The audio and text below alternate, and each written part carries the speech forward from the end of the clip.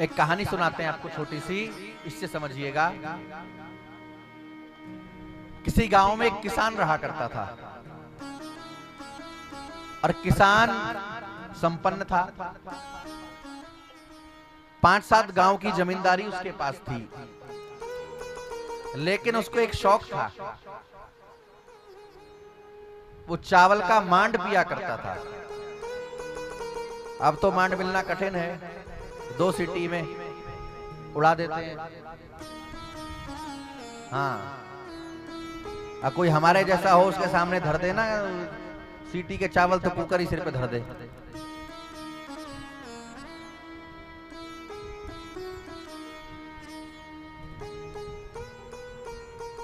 चावल की ये प्रकृति है कि अगर आप उसके चावल को अगर आप पानी सहित खा लेंगे, बिना अलग किए चावल को पानी से, तो रोग पैदा करेगा,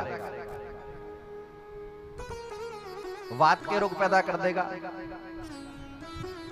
जो कहते हैं ना, ये जोड़ों में दर्द है, गठिया है, बाय है, ये पैदा कर देगा।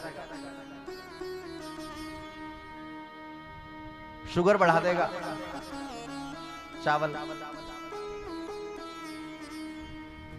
मांड निकाल करके पतीला में, हांडी में पका करके खाइए तो ठीक रहेगा। उसी मांड को अगर कोई अलग करके पिए तो वो लाभ दे देगा स्वास्थ्य में, पेट के रोगों में। तो उसे शौक था मांड पीने का, रोज थोड़े चावल बनवाता और उसका मांड पी लेता। अब एक दिन शाम का समय, पत्नी ने चावल बनाए और कठौते में मांड रख दिया। तभी कुछ और लोग आ गए मिलने वाले, वो बैठ गए आकर के। अब मांड अगर ठंडा हो जाएगा तो पीने लायक नहीं रहेगा, पर सबके सामने कैसे कहें कि मांड पी लो।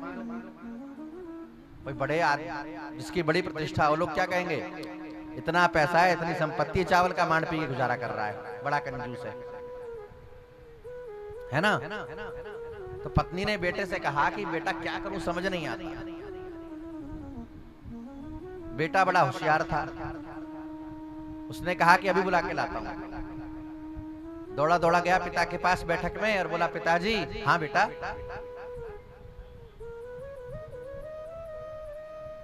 धानुपुर से मांडू आया है, कटवतिया घाट पर बैठा है, जल्दी से मिल लो, नहीं तो शीतलपुर को चला जाएगा।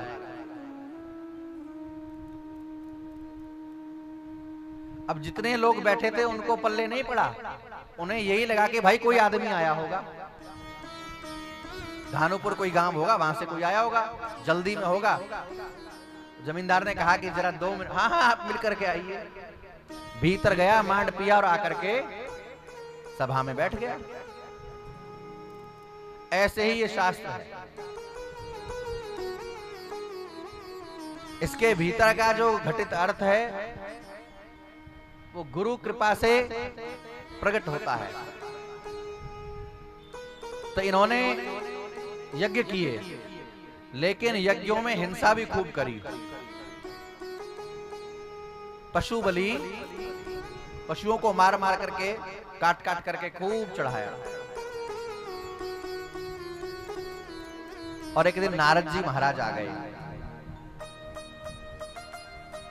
और नारद जी ने प्राचीन बरही को देख करके कहा कि प्राचीन बरही, मैं समझता था कि तुम बड़े धर्मात्मा हो, पर तुम्हारे जैसा पापी मैंने आज तक नहीं देखा। प्राचीन बरही बोला कि नारद जी, लगता है आपको जानकारी नहीं है ठीक से मेरे विषय में। अरे मैंने इतने यज्ञ किए हैं कि धरती पर कुशा बिछा दी, आप मुझे पापी कहते हैं। नारद जी ने कहा कि प्राचीन बरही, जरा मुख उठा करके ऊपर देख, आंख उठा। प्राचीन बरही ने आंख उठाई तो आकाश में उसे अनेक पशु दिखाई दिए जो दौड़ रहे थे प्राचीन बरही की ओर। घबरा करके गिर पड़ा, मूर्छित हो गया। मूर्छा टूटी, होश आया तो बोला कि नारद जी ये सब क्या है, ये कैसी माया है। नारद ने कहा कि प्राचीन बरही, ये सब वही जीव हैं जिनको तूने काट काट करके यज्ञ में, यज्ञ के नाम पर हत्या करी है। इसका परिणाम तुझे भोगना पड़ेगा। प्राचीन बरही बोला मैंने क्या गलत किया है, ये तो लिखा है वेद में, शास्त्र में, जो लिखा है मैंने वो माना। नारद जी बोले यही तो तूने अनर्थ किया।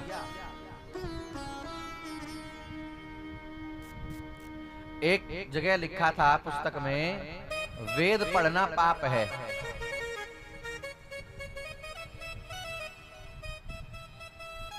वेद पढ़ना पाप है। इतना पढ़ करके पढ़ने वाले ने पुस्तक बंद करके रख दी। भाई पाप है तो फिर काहे को पढ़े। पन्ना पलट करके नहीं देखा, लास्ट लाइन में पेज के लिखा था वेद पढ़ना पाप है, और इसी बात का प्रचार शुरू कर दिया। भाई अमुक ग्रंथ में लिखा है वेद पढ़ना पाप है, मत पढ़ना, वहां लिखा है। तो किसी ने कहा कि यार हमने तो कभी सुना नहीं, देख पढ़ा नहीं, ऐसा कहां लिखा है, दिखा पुस्तक, दिखाइए कहां लिखा है, अभी दिखाता हूं। पुस्तक लाया, सामने वाले ने देखा कि हाँ लिखा तो है। पन्ना पलटा उसने तो पीछे लिखा था अशौच अवस्था में। वेद पढ़ना पाप है, लेकिन कब? अशुद्ध अवस्था में। तो अधूरी बात जान करके प्रचार कर दिया, अर्थ का अनर्थ कर दिया।